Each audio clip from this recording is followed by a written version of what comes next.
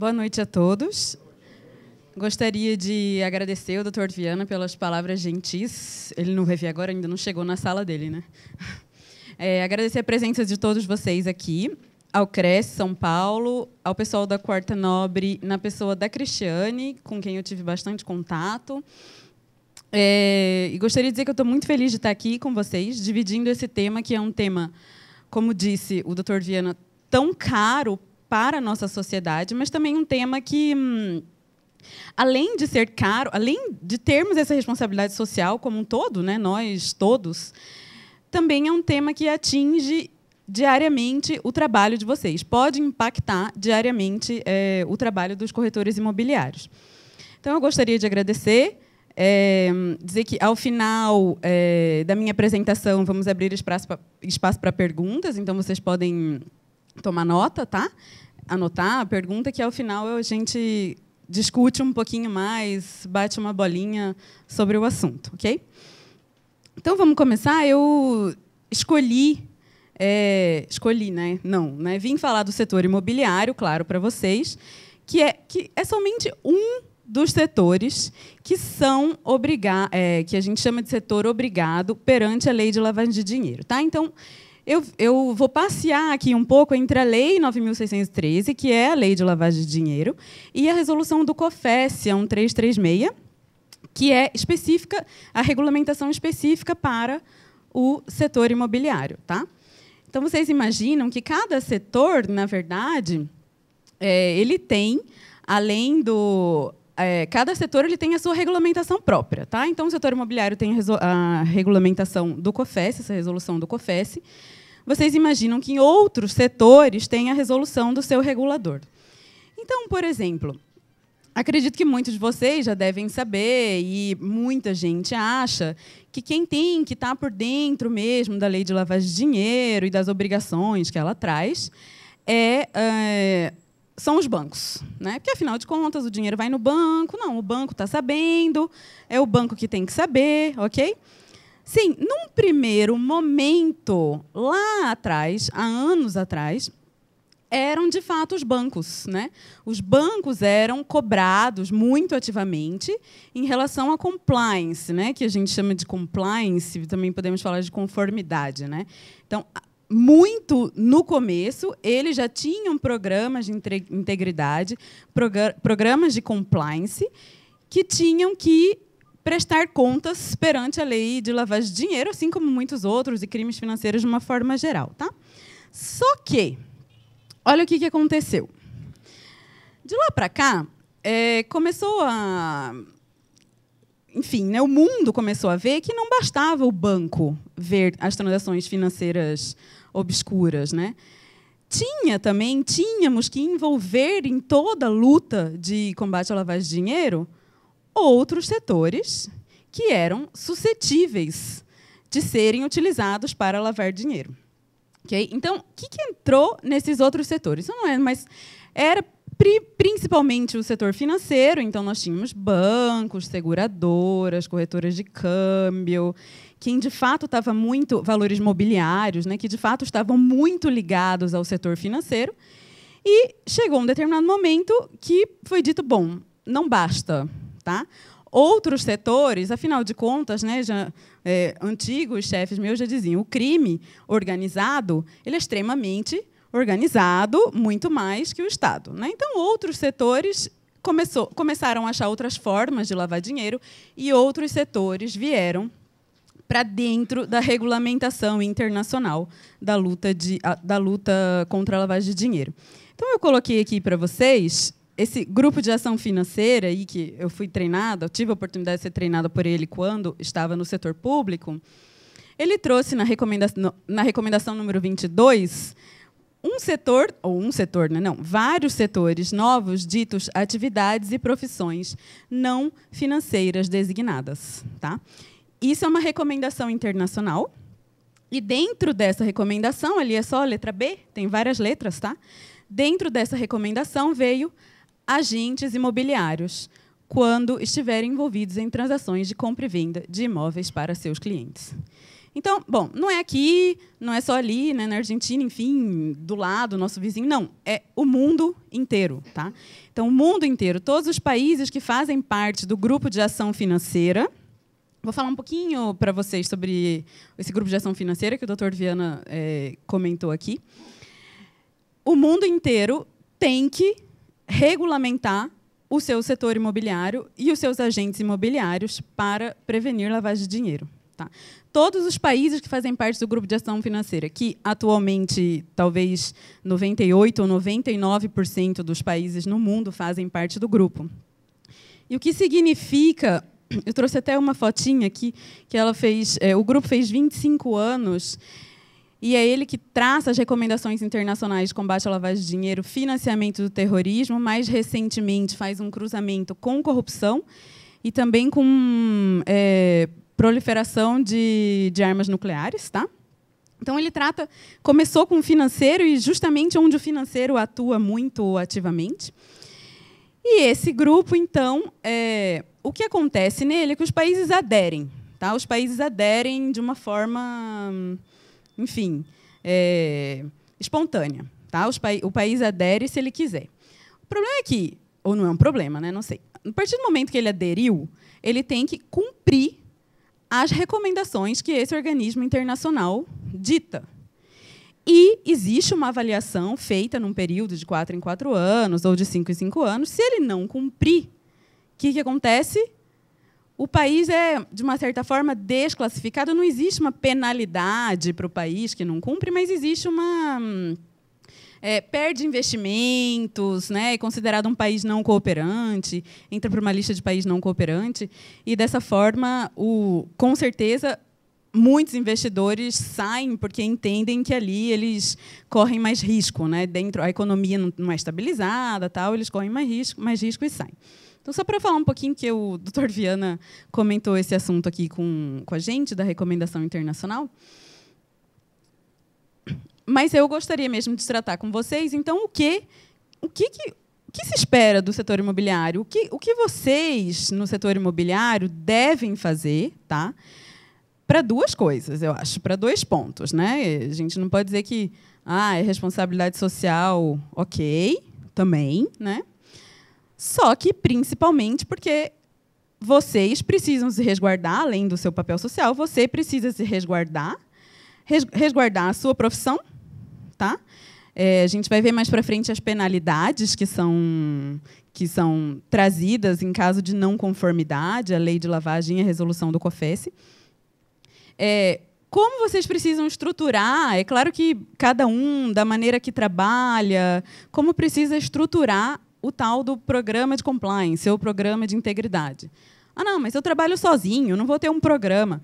Tudo bem, você não precisa ter um programa formalizado, como é um programa de uma grande empresa, tá? Que atua no ramo. Mas você precisa ter minimamente internalizadas as obrigações, para que você, quando acontecer a história que o Dr. Viana contou aqui, né, que o delegado bateu lá na porta pedindo um documento, você de fato forneceu o documento. Não porque você, forneço, não forneço, não, porque era uma obrigação. Era uma obrigação, a obrigação está escrita na lei. Então, espera-se que você, além de contribuir, se preserve. Ok? Então, quando eu falo aqui de obrigações perante a lei de lavagem, eu falo de alguns pilares. Tá? A gente diz que a lei de lavagem ela tem 4 pilares. São 4 coisas que precisam ser feitas num programa de compliance, tá? Num programa de integridade. Ok? O primeiro pilar, não sei se vocês estão conseguindo ver se está muito pequeno. Está um pouquinho pequeno? Deixa eu tentar dar um zoom aqui. Tá? O primeiro pilar é o cadastro. Ok? A gente já vai falar um pouquinho sobre esse pilar. O segundo é a identificação de clientes. O terceiro, o registro das obrigações, das operações, na verdade, ok? O registro das operações. E o último, a comunicação ao COAF. Tá? Então, nós vamos falar um pouquinho sobre cada uma dessas dessas obrigações que são os pilares do sistema de prevenção à lavagem. Ok? Primeira obrigação. Estou tentando dar um zoom aqui, tá? Para todo mundo. Primeira obrigação, a obrigação de manutenção de cadastro, ok? O que é essa manutenção de cadastro? A manutenção de cadastro, para o corretor imobiliário, de uma forma geral, ela é muito clara, tá?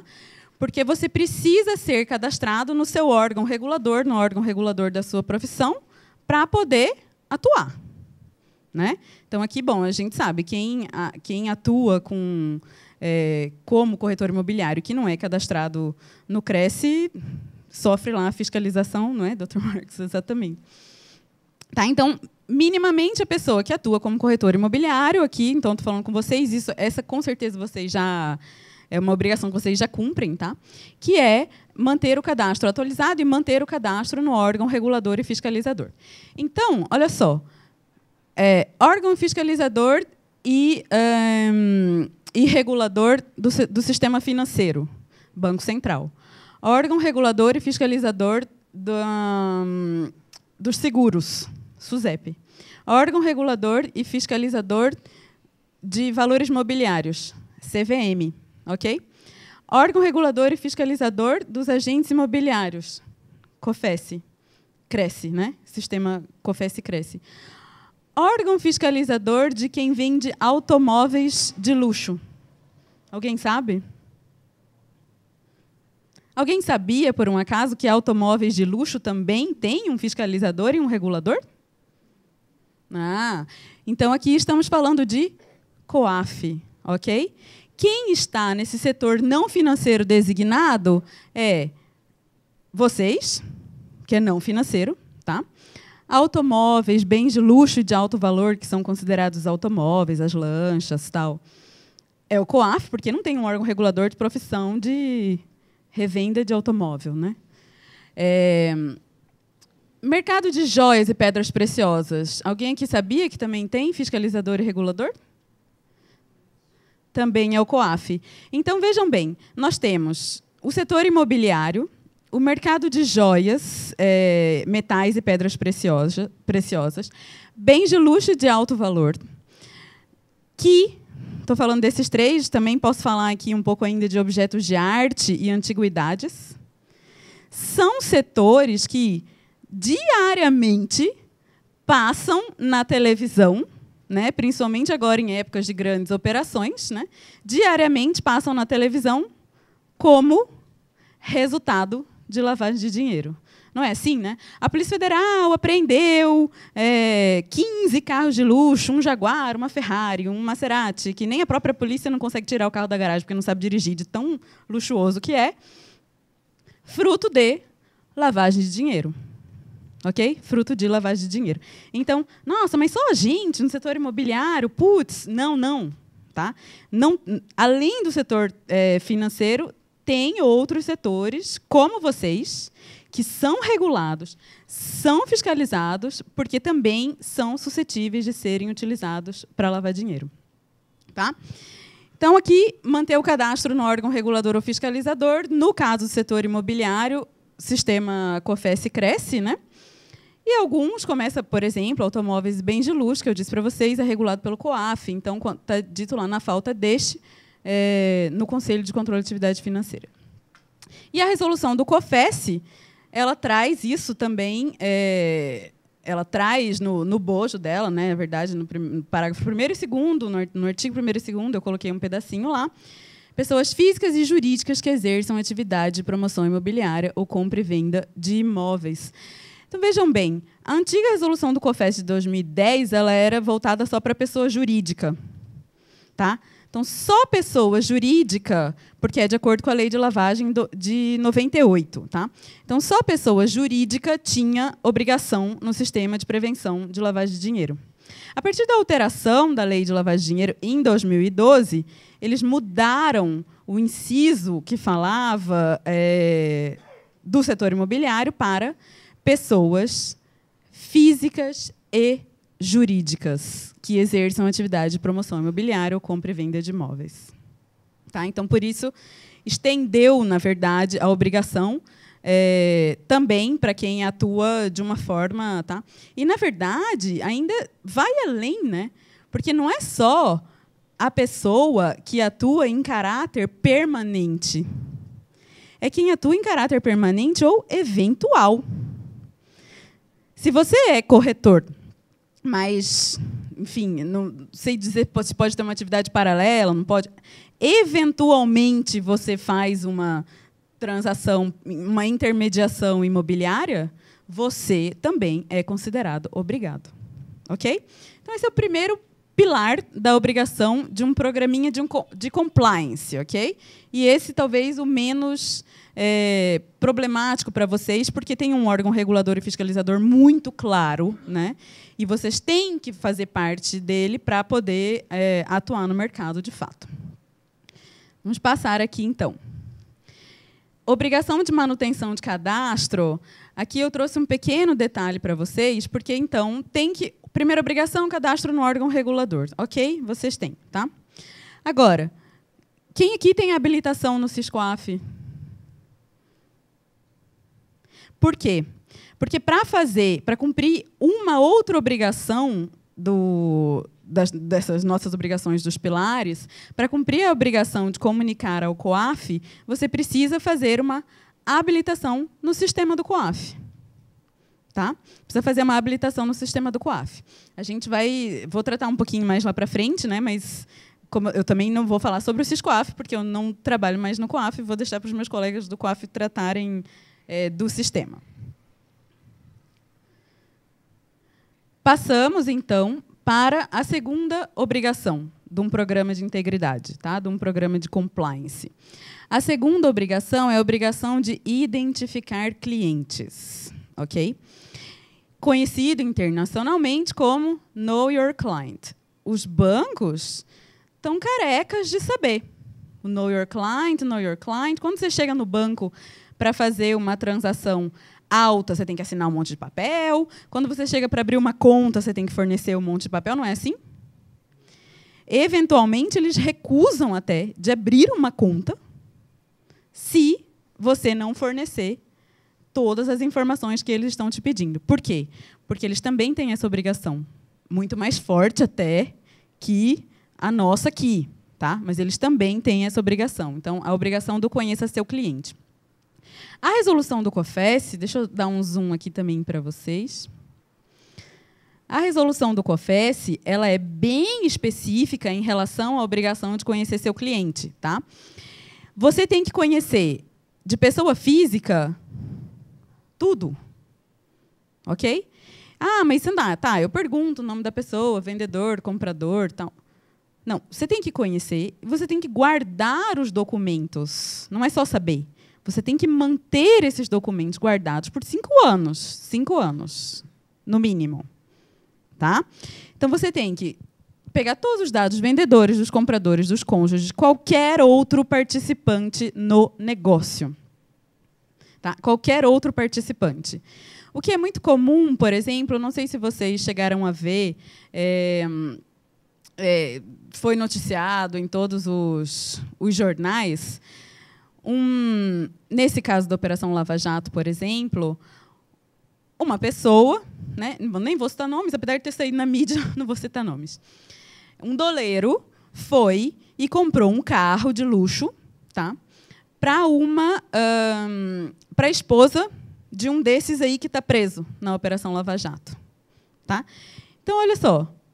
Espera aí. Aí, na hora de vender o carro, o vendedor que está lá, assim como vocês, tá? Minimamente ele tinha que aplicar um conheça seu cliente. Mas esse carro é para você? Não.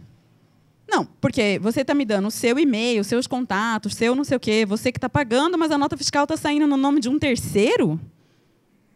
O que esse terceiro é seu? É seu filho? É seu marido? Tem alguma relação com você? Por exemplo. Tá? Mas não era, tá? Não era a esposa do doleiro. Era o doleiro com a esposa de um terceiro. Ok? Então, quer dizer que ele já deixou de cumprir uma obrigação do conheça seu cliente. Ok? E quando for pessoa jurídica, também a resolução do COFES traz bem especificado dados da empresa, dos sócios e dos beneficiários finais. Nossa, mas então, putz, alteração de contrato social. Sim. Sim. E guarde. E guarde. Guarde, porque se a Polícia Federal bater lá e pedir, por exemplo, e você dizer, ah, não tenho. Mas, meu amigo, você tinha obrigação de ter. Ok? E daí? E daí? Daí a gente vai ver o que vai acontecer nas penalidades. Eu trago um ponto aqui para chamar a atenção de vocês, que, atenção, identificar clientes não significa ter de cadastrá-los no COAF. Não confundam o fato de manter cadastro com a identificação do cliente. Tá? Por quê? Porque você não tem que jogar para o sistema de combate à lavagem todo mundo, todos os seus clientes, não. Ok? É por isso que você tem que conhecer o seu cliente. Se você está vendendo lá para a Silvia, né? A Silvia está lá comprando um apartamento para ela mesma. Você pega todos os documentos, né? Eu pego todos os meus documentos. Você vê que bom, tem uma certa compatibilidade, não tem. Fala uma Silvia, mas como que você vai conseguir pagar esse apartamento? Eu falo, ah, não, vou pedir um pouco para minha mãe, né? Minha mãe deve estar me vendo. E falou, não, mãe, me ajuda aí, né? Aí eu falo, não, olha, vai ser completado com a ajuda da minha mãe. Então, a minha mãe, o que você vai ter que fazer? Você também vai ter que... Ok, então não, preciso dos documentos da sua mãe para saber se ela também tem condição tal, né, dessa compra. Você fez um Conheça Seu Cliente?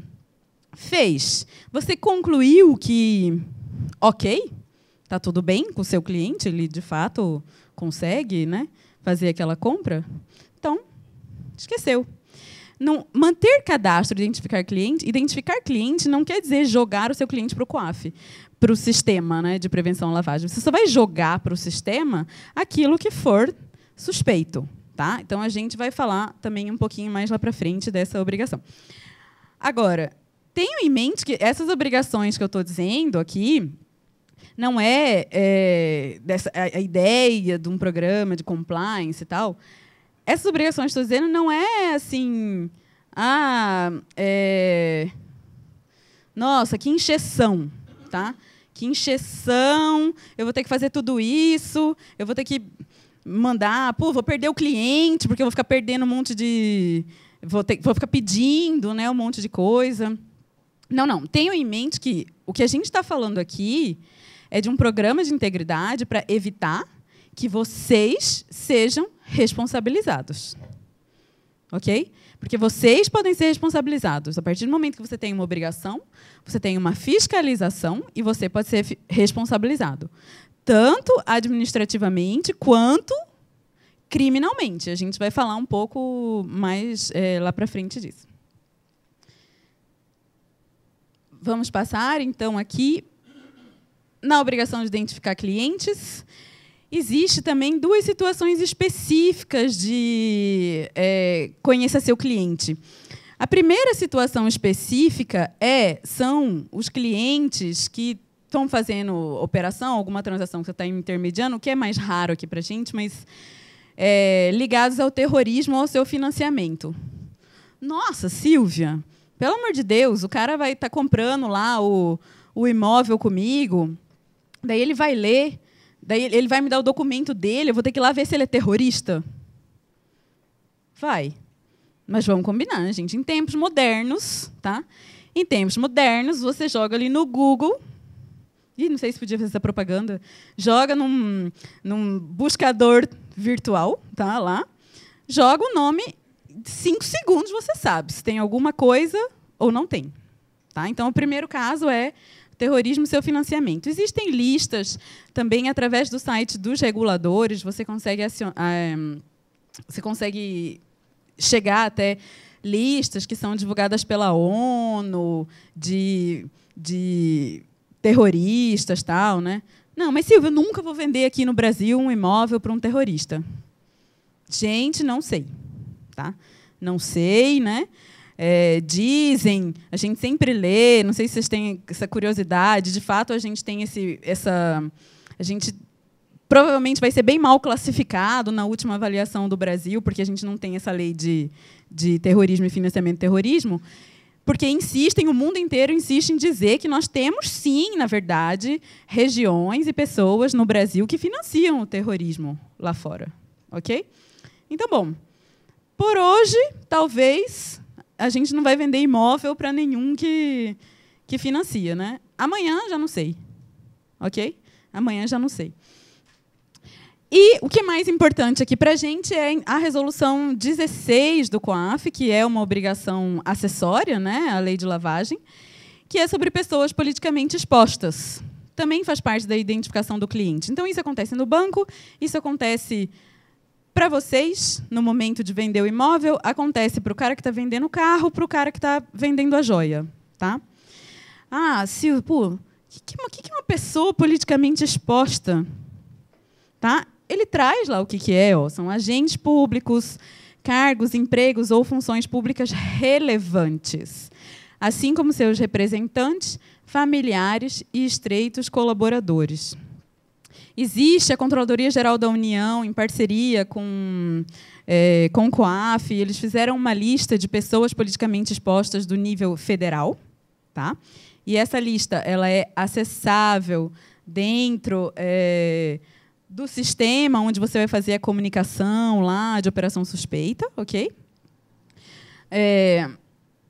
Também, como que eu vou identificar essa pessoa politicamente exposta? Eu pergunto para a pessoa, você pode perguntar. Ah, mas aí o cara não vai querer falar. Bom, daí, se você tenta lá também, 5 segundos no buscador de pesquisas na internet vai te dar. Tá? Então, pode perguntar, você é uma pessoa politicamente exposta? Alguém, vocês já ouviram falar de pessoa politicamente exposta? Já. Normal no banco eles fazem isso. Agora foi abolido. Exatamente. Então, exatamente. Mas, assim, você é presidente de Câmara, de Assembleia, ministros, órgãos de assessoramento, exatamente, tá? Político em geral. Político em geral, e sem querer que me desculpem os políticos honestos, né? Político em geral, eu não sei nem se ele é uma pessoa politicamente exposta, mas ele já é um pouco suspeito. Ele já é um pouco suspeito, tá? É muito suspeito, exatamente. Exatamente. Então, bom, a identificação de clientes ela tem que ser minimamente detalhada e os documentos registrados. Tá? A próxima obrigação, o nosso outro pilar, é a obrigação do registro de operações. Então, registro de operações, vocês também está muito claro na resolução do COAF, do COFES. Tá? O limite mínimo legal é R$100 mil, ou seja, a partir de R$100 mil, todas as operações têm que ser registradas. Tá? Mas, Silvia, eu vou vender, sei lá, um terreno, 20 mil, 30 mil. Ok? Tudo bem, você não tem a obrigação de fazer esse registro, mas a partir de 100 mil, segundo a resolução do COFES, você é obrigado a colher todos os documentos e também guardar. Da mesma forma que você colheu os documentos dos clientes e está guardando lá, ok? 5 anos. Então, bom, o limite mínimo 100 mil. O que você precisa guardar como registro de operação? Também ela é bem detalhada, a resolução do COFES. Os dados do vendedor, do comprador, das propostas, formas e meios de pagamento, datas comprovantes. Prestem atenção, a resolução do COFES ela diz proposta. Silvia, ok, chegou lá. Quem é corretor aqui? Porque eu sei que tem um pessoal do Cresce. Luciane, minha amiga Luciane. Lu, quero comprar um imóvel aí de 2 milhões, ok? Quando ela me conhece, né? Ela vai olhar e falar assim, você? O que ela vai fazer? Ela vai entrar no COAF e comunicar a proposta. Porque ela recebeu uma proposta de uma pessoa que não tinha capacidade financeira de fazer aquela transação. Tá? Então, bom, aqui eu estou falando de registro de operações. Você precisa registrar, inclusive, a proposta que você está fazendo. Proposta, claro, né, que vocês estão imaginando que é incompatível, tal, tá? E acima de 100 mil, guardar essas informações. Forma, e-mail de pagamento, ou seja, guarda o documento. Guarda o documento. Como é que a pessoa vai pagar? Ela vai pagar na malinha do dinheiro? Tá. Problemático, mas tá. Ela vai pagar com cheque? Então, guarda lá a informação do cheque, ok? Por quê? Tá? Por quê? Então, vamos lá. Eu trouxe esse pedacinho aqui. Deixa eu ver se eu consigo... Não. Eu voltei muito. Eu quero dar um zoom aqui para vocês, ou ele dá sozinho? Ah, isso. Tá. Eu coloquei uma pergunta aqui no meio dessas duas notícias ultra recentes. Tá?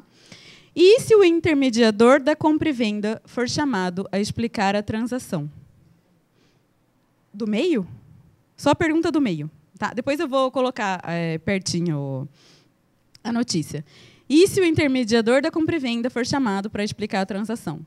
Porque talvez lá o juiz, por exemplo, vamos pegar o Sérgio Moro, né, porque ele está na crista da onda, é um cara extremamente correto. Vamos pegar lá que ele diz, olha, porque essa transação aqui, tá. E cadê o corretor que vendeu esse negócio? Porque o corretor ele tem obrigação perante a lei de lavagem de dinheiro. Eu quero ouvir esse cara. Eu quero que ele me traga aqui os documentos, tal. Ou o próprio COFES pode querer fiscalizar. Vai dizer, não, administrativamente eu vou fiscalizar essa pessoa aqui, ok? As notícias que eu trouxe, primeiro, André Vargas lavou dinheiro na compra da própria casa, ok? Imóvel em Londrina foi sequestrado pela justiça. Acho que eu comi um pedaço aqui que eu cortei, mas era uma operação em que os valores eram totalmente irreais e incondizentes com o mercado, tá? Com o que ele tinha sido negociado há pouco tempo. Tá? Então, esse foi o primeiro. Você vai dizer, o imóvel já foi sequestrado pela justiça. Tá? Se o cara resolver chamar o corretor, espero eu que ele tenha um programinha de compliance lá. A segunda notícia também é muito recente, gente. Não sei se é de anteontem, enfim, segunda, domingo. Tá? Cunhada de Vacari se entrega a PF. Aí, aqui, bem no final, não vai aparecer aqui para vocês, nos dois últimos parágrafos, as investigações do Ministério Público Federal apontam que Marice teria comprado um apartamento por 200 mil, vendido para a empreiteira OAS por 400, e depois a OAS, em pouco tempo depois, vendeu ainda por um valor menor. Tá? Então, o próprio procurador diz é uma operação típica de lavagem de dinheiro. Não, aqui tudo bem, mas na intermediação, na compra e venda, tá? Nem toda, claro. Ok? Então, bom, ali a gente viu aquelas situações... a gente está falando aqui de peixe muito grande, né? Mas a gente viu aquelas obrigações e a gente consegue perceber agora que é tudo interligado. Tá? A gente fala aqui do quarto pilar das obrigações. O quarto pilar, a obrigação de comunicar ao COAF. Muita gente, é muito comum ouvir dizer assim, não, mas...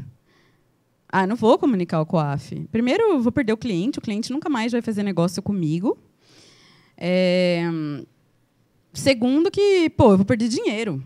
Eu tenho que sobreviver, eu quero viver, eu quero ganhar dinheiro. Tá? Tudo bem, entendo.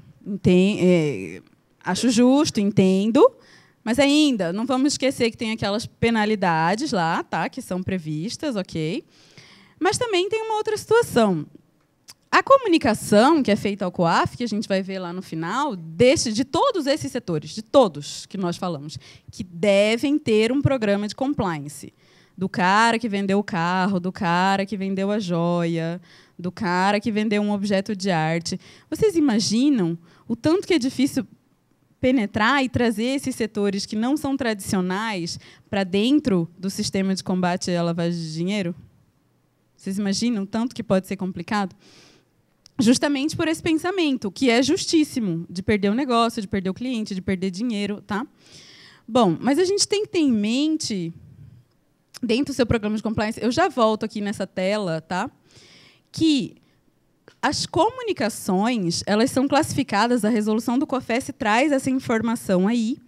As comunicações, elas são classificadas como confidenciais, tá? E comunicantes de boa-fé não poderão ser responsabilizados civil ou administrativamente. Então, você vai comunicar ao seu cliente, bom, a Lu vai me comunicar pela minha proposta de 2 milhões, primeiro, ela não vai me avisar, e segundo, é a forma de ela se resguardar. Tá? Ela se resguardar. Ah, mas aí meu cliente vai ficar sabendo. Não, seu cliente só vai ficar sabendo, vamos combinar, talvez anos depois, tá? Quando ele for investigado aqui pela Polícia Federal, numa operação tal, e que a Polícia Federal chegar à conclusão que aquela operação específica envolveu lavagem de dinheiro. Ok? Agora eu volto. Então, a gente chama de comunicantes de boa-fé. Tá? Boa-fé.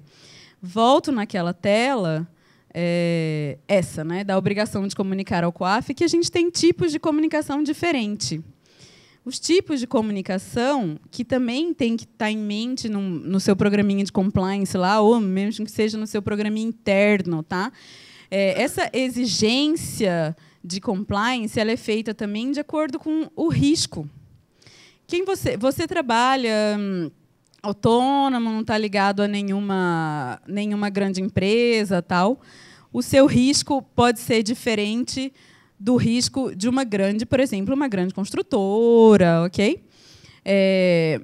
E grandes empresas devem, principalmente agora, depois do advento da lei anticorrupção também, né? Porque a gente não pode esquecer que a corrupção ela é um precedente da lavagem de dinheiro. A lavagem de dinheiro ela não precisa mais de crime precedente, mas ela ocorre, né? A maioria, não sei se a maioria, não vou dizer a maioria, mas muito dinheiro, o dinheiro que é lavado, ele vem de um crime, né?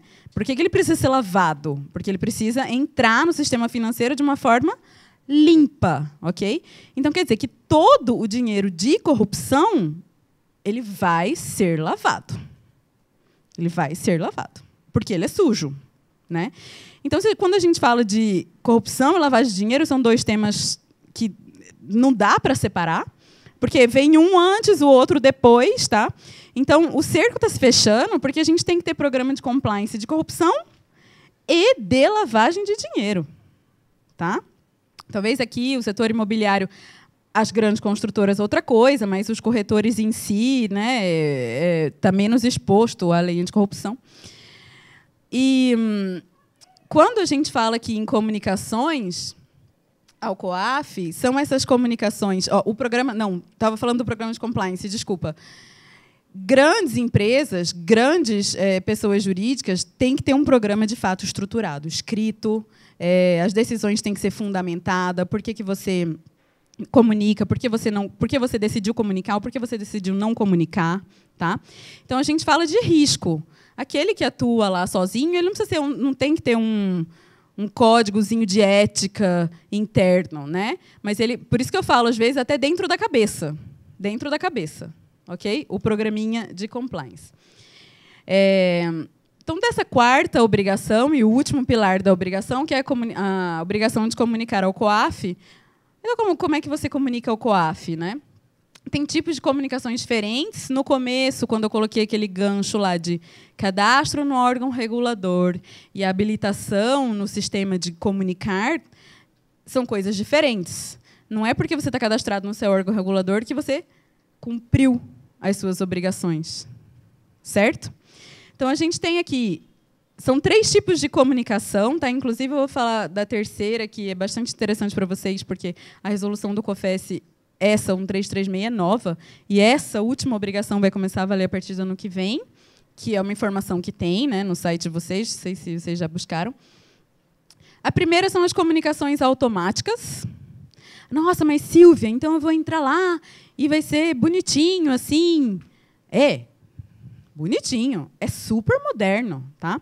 Então vamos lá. Automática, ou seja, o cliente veio te vender um imóvel na mala do dinheiro.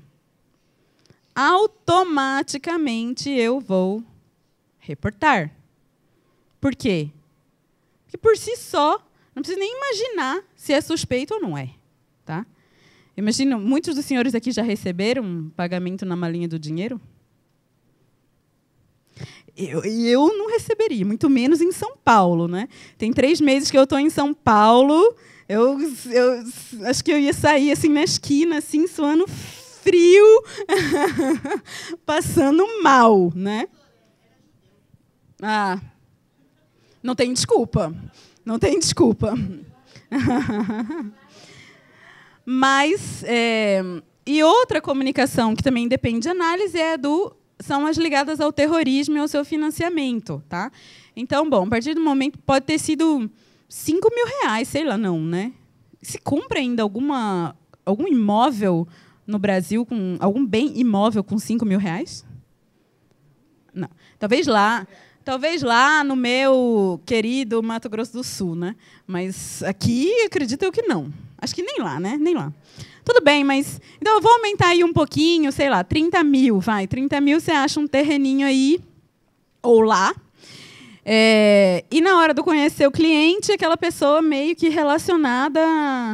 Ih, peraí, deixa eu jogar aqui o nome desse cara no Google, né? Porque a gente recebe aqueles nomes meio... sem nenhum preconceito, mas aqueles nomes muito árabes, assim, né?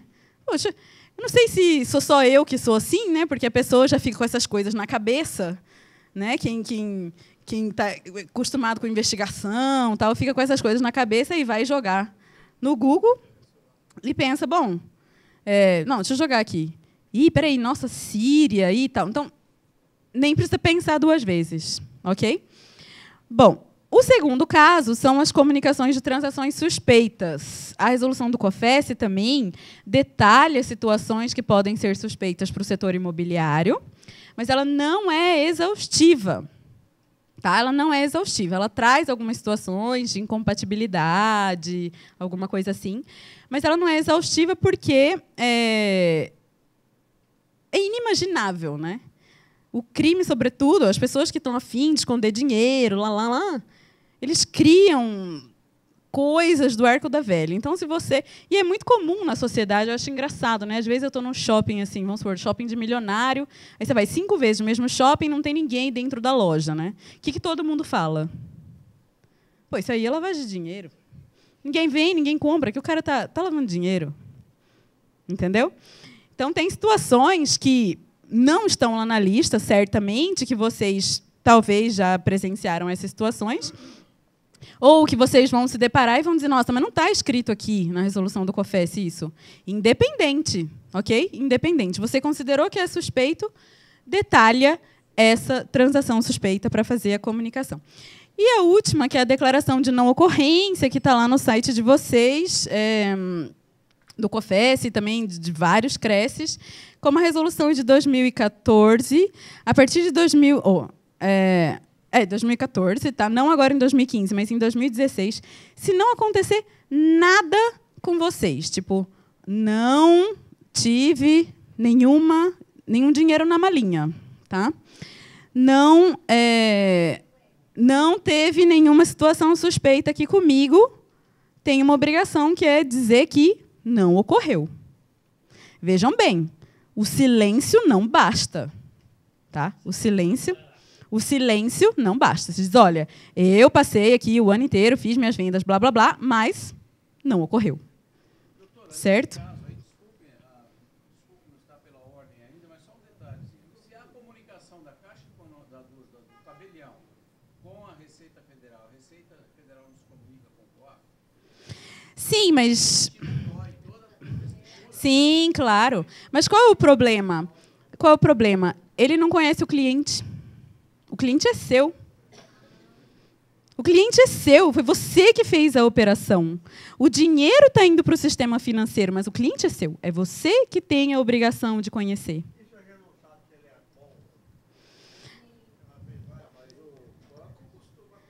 O banco também. O banco também, exatamente.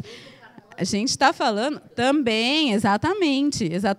Então, a gente está falando de todo um sistema que é feito do combate que quer a ajuda de todo mundo.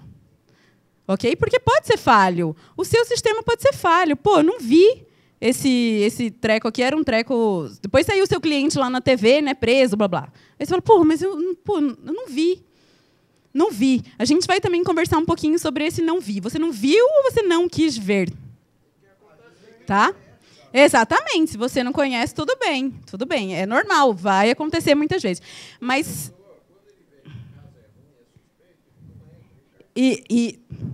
Ótimo. Melhor ainda. Mas, assim, então vamos pensar que está todo mundo implicado dentro do sistema de prevenção. Pô, mas o banco não faz? Faz, mas você também tem que fazer. Pô, mas a seguradora não fez? Fez, mas você também tem que fazer. É uma luta, gente. É uma luta infinita. Tá? É uma luta infinita. Por quê? Porque é extremamente sofisticado. É extremamente sofisticado. Ok? Vamos passar aqui para o próximo. Eu trouxe... esse aqui eu já falei com vocês um pouquinho. Falar um pouquinho aqui rapidamente das penalidades previstas. Ou seja, se vocês não fizerem tudo isso, o que vai acontecer comigo no momento, ou com vocês, né? No momento de uma fiscalização, no momento de um controle em que algum órgão de investigação ou o próprio regulador pedir essa informação para vocês e vocês não têm, ok? Não tem, então vamos lá. Segundo a lei de lavagem de dinheiro, primeiro, uma advertência. Ah, tudo bem, vou correr o risco da advertência. Segundo, uma multa pecuniária, tá? Dentro de um processo administrativo. Variável, ela varia o dobro do valor da operação, dobro do lucro real obtido ou até 20 milhões. Tá? Ou até 20 milhões. Então, aqui. Não importa, é claro. Quando você tem um processo administrativo para aplicação de multa, tudo isso é levado em consideração. Existe uma dose, né, uma dosimetria de pena, que a gente chama. Tá? Terceiro, inabilitação temporária. Eu estou falando só da lei de lavagem, não estou falando ainda da resolução do COFES.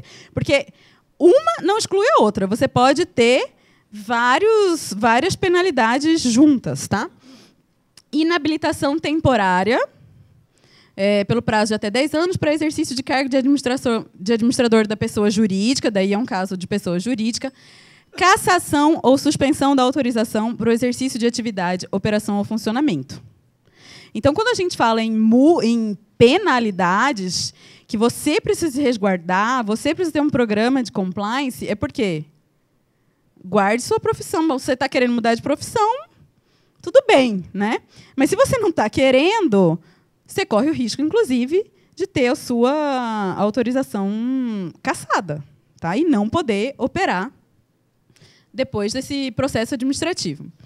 Então, isso na Lei 9.613. Na resolução do COFES, a gente tem advertência verbal, censura, multa, que daí vai ser calculada segundo a lei de lavagem, tá? A suspensão da inscrição de até 90 dias e o cancelamento da inscrição com apreensão da carteira profissional. Estamos falando aqui de penalidades administrativas. Administrativas. Certo? Numa fiscalização do órgão regulador de vocês. O que pode acontecer também? Que aconteceu com o exemplo que o Dr. Viana deu aqui. Uma implicação numa investigação criminal. Tá? Isso quer dizer o quê? Eu até trouxe, eu acho bonitinho o nome dessa teoria. A teoria da cegueira deliberada, que eu falei com vocês agora há pouco aqui. Ah, mas eu não vi. Não, peraí. Aí, o Ministério Público vai lá olhar e vai falar assim, ah, você não viu? Tudo bem. Seu programa, você tem aí, faz mais ou menos o compliance? Não faço, está aqui, eu registro minhas operações, eu identifico meus clientes, eu faço bonitinho. Mas, pô, esse eu não vi. Daí, ok, né? O órgão investigador vai dizer, não, tudo bem, seu programinha de compliance é fraco, né? Sua caixolinha aí não está funcionando direito, mas tá, beleza. Agora, você chega lá e fala assim, não, mas... Ele vai dizer, mas você viu ou você não quis ver? O que você tem aí? Ah, não tenho nada. Ah, não sei o quê. Se concluir que você não quis ver, que foi uma cegueira deliberada, tá? Quando a pessoa finge não enxergar a origem ilícita dos bens, aí você pode ser implicado, inclusive na investigação criminal, que foi o exemplo que o Dr. Viana deu, que o corretor passou 7 meses preso. Ok? Exatamente. Com certeza, com certeza, com certeza. Agora eu trouxe aqui um videozinho para mostrar para vocês, na verdade, da importância, enfim, de tanto que o setor imobiliário, vocês sabem, né, é implicado na lavagem de dinheiro. Segundo a Polícia Federal, pode subir para 200 o número de imóveis comprados para lavagem de dinheiro, feita pelo ex-presidente do Tribunal de Contas do Estado do Amapá. José Júlio Miranda Coelho é investigado desde 2010. Chegou a ser preso, acusado de desvio de dinheiro público pelo TCE amapaense. Ontem, a Polícia Federal deflagrou uma operação aqui em João Pessoa, porque descobriu que ele teria investido parte do dinheiro na capital paraibana. Essa operação, principalmente, o grande mote dela foi a questão de impedir que as pessoas que foram investigadas na operação anterior, na Mãos Limpas, lá no Amapá, continuassem a receber valores de aluguel, de ações, que, mesmo sequestrados bens móveis lá naquele outro processo, na outra investigação, ainda continuavam recebendo. Grande parte dos investimentos, do desvio de recursos que ele fez e os laranjas conduzidos por essa pessoa, foi aqui em João Pessoa e região. Então, ele investiu em muitos imóveis. Até então, tinha sido sequestrados em torno de 80, 85 imóveis. E isso vai expandir muito, pode chegar a 150, talvez até 200 imóveis só aqui na região metropolitana de João Pessoa. O valor estimado dessas apreensões, desses desvios que ocorreram e esses investimentos aqui também na Paraíba foram em torno de 30 milhões de reais. Originariamente ele é daqui, a família é daqui e tal, então acho que ele tinha esse interesse em permanecer aqui no futuro, né? Quando a gente fala de Nordeste, principalmente, né, no setor imobiliário no Nordeste, tem muito, muito, muito gringo que vem lavar dinheiro comprando imóvel no Nordeste. Tá? Também. Então, você imagina esse que eram 200 imóveis, né? Gente, ô louco, ninguém viu? Tá? Então, bom, falamos aqui das penalidades, um pouquinho do programa de compliance. Eu trouxe uma citação aqui do Odilon de Oliveira, que é um juiz federal no Mato Grosso do Sul, meu conterrâneo, tá? Porque eu também sou de lá, que é um cara que combate, para mim é um dos exemplos no combate. Ele vive praticamente enjaulado, porque ele é jurado de morte por todas essas facções criminosas que vocês podem imaginar, que é um cara que luta e ele não tem medo da luta, né? E ele, justamente sobre o mercado imobiliário, ele disse, olha, o mercado imobiliário tem sido usado. Então, você pode ter benefício, né? Você vai ter benefício se você ajudar um criminoso, você vai ter o seu benefício, né? Você vai vender um mega, né? Fazer um mega de um negócio, ok? Você vai ter seu benefício, mas você é usado, tá? Você é usado por infratores para lavagem ou ocultação de bens e valores de origem criminosa. Se o profissional da área não estiver orientado, poderá involuntariamente ser instrumento da prática de crime. Ok? Esse é o objetivo. Você pode ser o instrumento da prática de um crime, tá? Identificar uma operação de lavagem e não consentir com ela significa cooperar no combate à criminalidade de natureza econômica, de onde vêm os valores destinados ao branqueamento de capitais. Então, são 2 aspectos, não esqueçam. Você coopera, tá? E o exemplo que vem lá de cima é péssimo, né? Mas, enfim, a gente tenta construir a sociedade melhor, como dizia meu antigo chefe, né, do COAF. Eu não vou sair daqui para morar num lugar melhor, eu fico aqui para tentar construir, né, o meu país melhor. Então, um ponto é a responsabilidade social e o outro ponto é a resguarda, que vocês devem se resguardar de não ser usado. E como você se resguarda é tendo um programa de compliance, de conformidade à lei de lavagem e às obrigações que vocês devem seguir.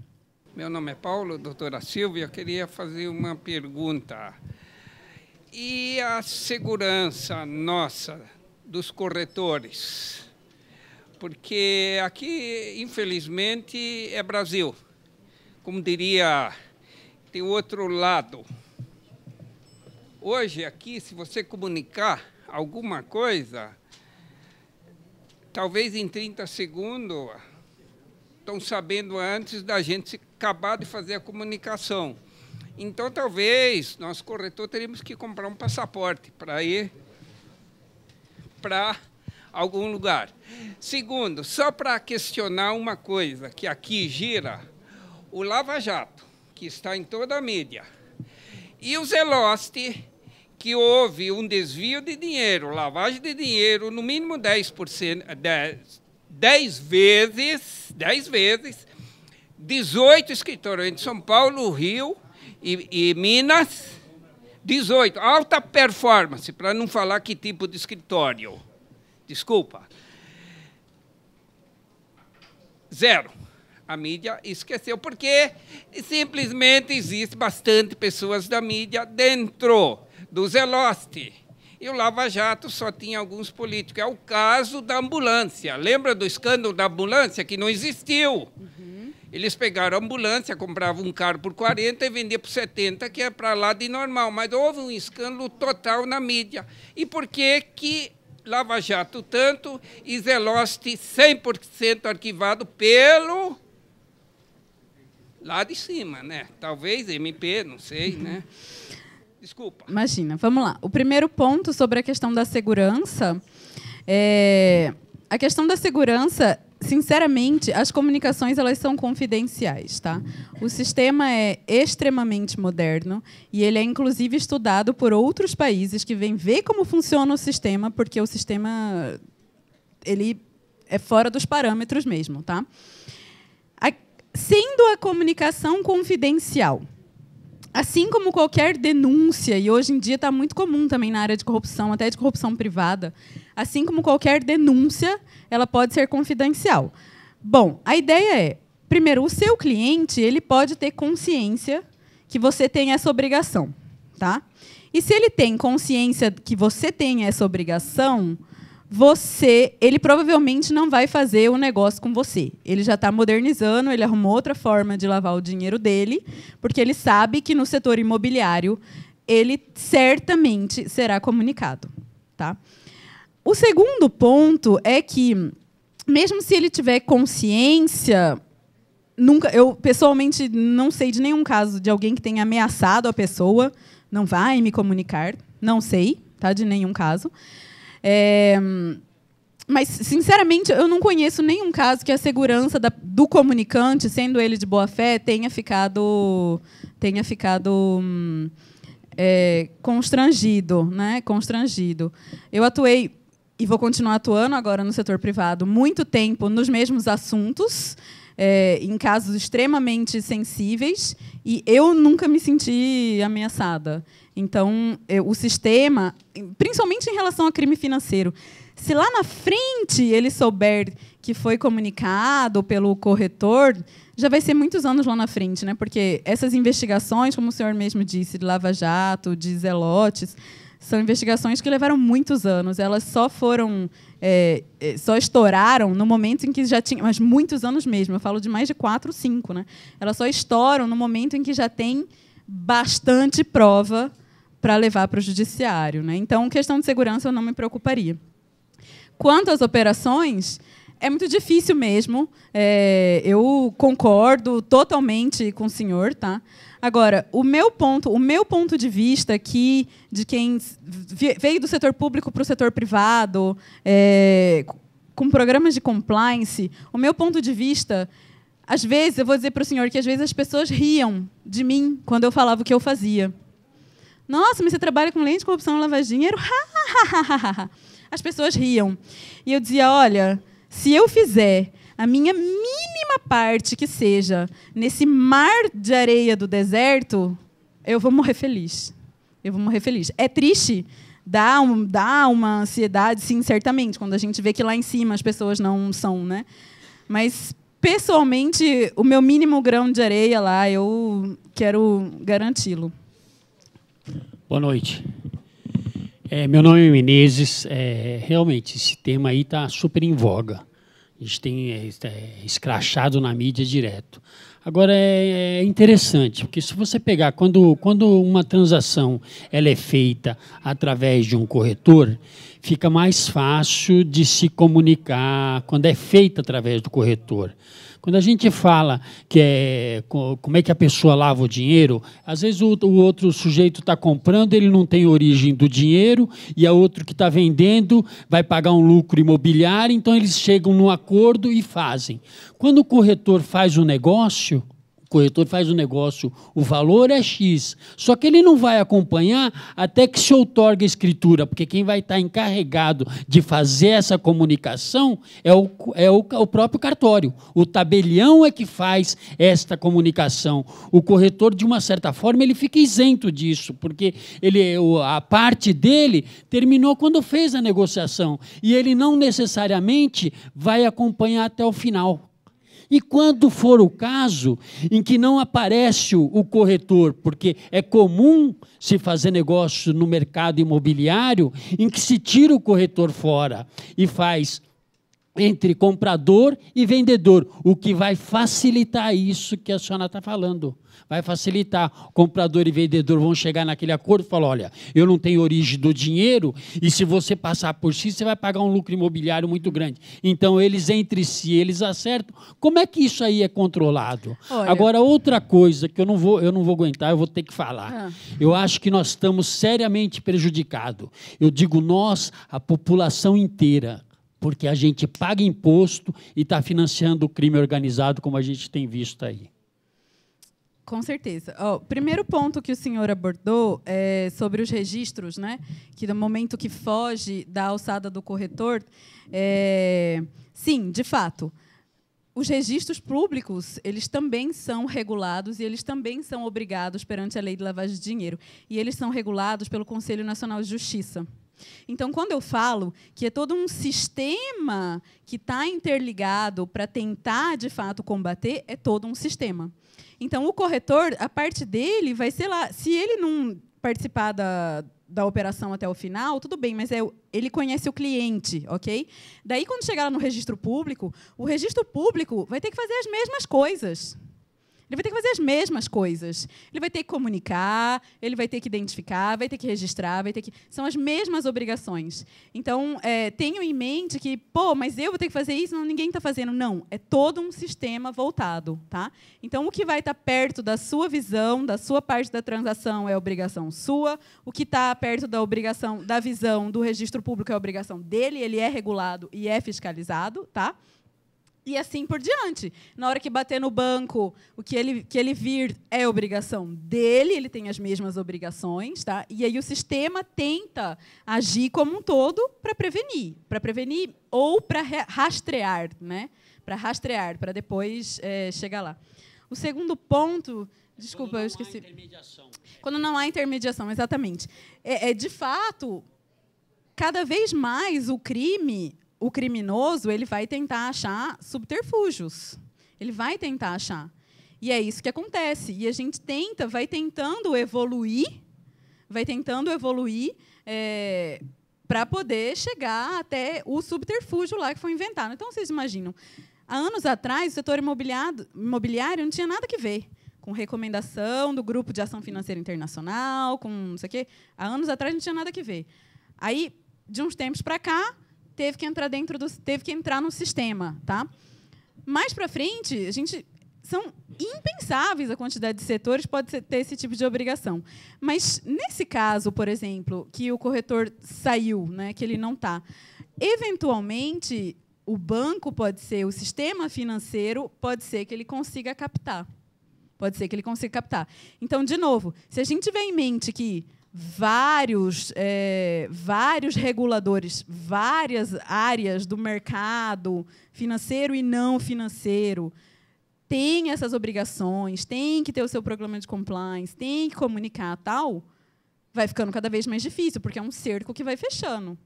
Talvez aí, porque ele não era corretor, então ele não tinha obrigação, não passou pelo corretor e não tinha essa comunicação do setor imobiliário. Mas pode ter tido da seguradora, pode ter tido do banco, pode ter tido da aplicação em fundos, nos valores mobiliários, pode ter tido por outros meios. Então, eu acho que está na hora de aparecer uma lei em que seja obrigatório que conste um corretor em qualquer transação imobiliária, como é para um médico, como é para um engenheiro que faz uma obra, porque desde que é uma profissão regulamentada, está na hora de mudar, porque, na verdade, o que está se fazendo com que o corretor torne-se um fiscal daquele que deveria fiscalizar. É isso que está ocorrendo. E a gente não tem essa prerrogativa e nem uma segurança quando isso ocorre. Obrigado. Com certeza. Apoiadíssimo. Apoiadíssimo. Trazer para dentro do sistema quem não está. Numa situação em que você mantém todos os registros, tudo certinho, tudo bonitinho. Tem todos os dados, tudo bonitinho. Todas as vendas são executadas com seus valores escriturados corretos. Tá? E você tem uma situação em que uma empresa, qualquer uma dessas empreiteiras envolvidas nessas operações, fez negócio com a gente, participou de negócio. Eu não informei o COAF, porque não tinha o porquê informar, uma vez que a venda foi feita de acordo com os moldes corretos. Qual a penalidade do corretor? Uma vez que, olha, fez tudo certo, está tudo direitinho, está tudo bonitinho. Daí você tem o cara envolvido numa situação dessa. Qual é a minha penalidade? Como que você... Você não informou, ou você informou que não tinha, e tem. Não sou... Não, veja bem, provavelmente não será penalizado. Por quê? Tá? Por quê? Vou falar pela fiscalização do COFES, né, e do CRES, não faço parte da fiscalização do COFES e do CRES, mas... aí você não chegou... CRES, não, COAF, né? Exatamente, tudo bem. Aí você não chegou, você tem o seu programa de integridade, ok? Você analisou aquela operação e você chegou à conclusão que não tinha nada suspeito. Você não vai ser penalizado, porque você não vão poder falar de você daquela cegueira deliberada, porque você fez o que você tinha que fazer. Você vendeu um imóvel que era de altíssimo valor para uma empresa que, reputadamente, trabalha com altíssimos valores. Da onde que você ia imaginar que era suspeito? Tá? Então, provavelmente, você não vai ser penalizado, porque você teve o cuidado anterior.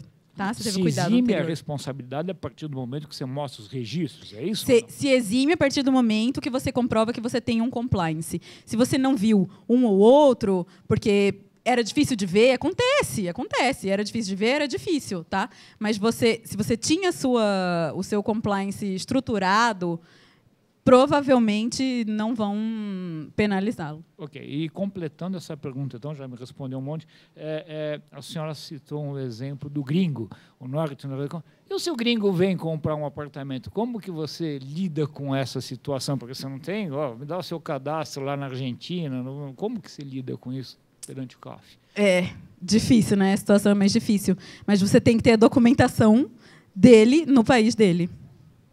Você tem que falar, olha, eu vendo, mas eu preciso te conhecer. Ou, nesse caso, toma por normalidade sua, já comunicar ao COAF. O argentino está comprando um apartamento aqui, está ali, você se exime? Seria uma linha de raciocínio? Sistematicamente, não. Sistematicamente, não. Porque, às vezes, você infla o sistema de comunicação suspeita tal, com coisas que não tem muito interesse. Então, sistematicamente, não. Mas eu, minimamente, jogaria o nome do gringo no buscador e pediria os documentos dele, eventualmente uma declaração de renda dele no país dele, para saber se ele, de fato, pode ou não comprar aquele imóvel. Por último, HSBC. O que a doutora fala do HSBC? Já não posso falar. Já não posso falar. Tomara que eles tenham um programa de compliance muito bom. Só digo isso. Deixa eu ver aqui. Silvia, eu também tenho uma pergunta. Supondo, hipoteticamente, que um corretor tenha absoluta certeza, por qualquer motivo ou informações de terceiros, que seja, perdão, ou mesmo da pesquisa dele, ele tem absoluta certeza que aquela negociação que ele está intermediando é, de fato, lavagem de dinheiro. É fato, ele sabe. Qual o procedimento ele faz? Não fecha, informa e fecha. Fecha. Fecha. O trabalho dele ele vai fazer. Fecha o negócio, ganha seu dinheiro, comunica ao COAF.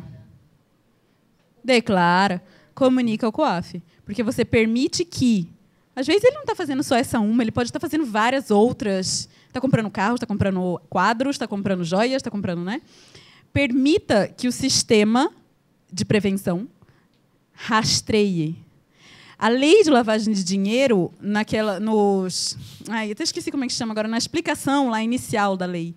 O objetivo não é perder negócio, o objetivo não é quebrar o mercado brasileiro, não é quebrar a sua empresa, não é quebrar... O objetivo é que você permita que isso seja rastreado. Perfeito. Faça, feche e comunique. Ok. Não. Porque você agiu de boa fé quando você comunicou. Doutora Silvia, boa noite. Meu nome é Santos. Né? Quando foi colocado aí a regra, né, de informar o COAF, operações acima de R$100 mil. Isso aí também envolve operações utilizando crédito imobiliário. Meu cliente utilizou crédito imobiliário, fechou a operação de compra e venda acima desse valor. Eu preciso informar crédito imobiliário? Não. Você tem que registrar essa operação. Você tem que guardar todas as informações da transação. Que ele pagou uma parte com dinheiro, outra com crédito imobiliário, outra com... Você só guarda a informação. Então, independente da fonte, crédito imobiliário ou recurso próprio, acima de 100 mil, informar o COAF. Não. Você guarda aquilo. O 100 mil estava na parte de registro de operações. Você registra ela, guarda. Mantenha os documentos das operações. Então, não há necessidade de você informar? Não. Só naqueles casos das comunicações que tinham. Tá. O meu cliente ele chega no escritório, ele vai comprar um imóvel, né, com recurso próprio. Então, eu questiono, eu procuro buscar algumas informações e ele fala... Algumas não, todas. Todas, tudo bem. Ele me fala que esse recurso, a origem dele, ele vendeu outro imóvel.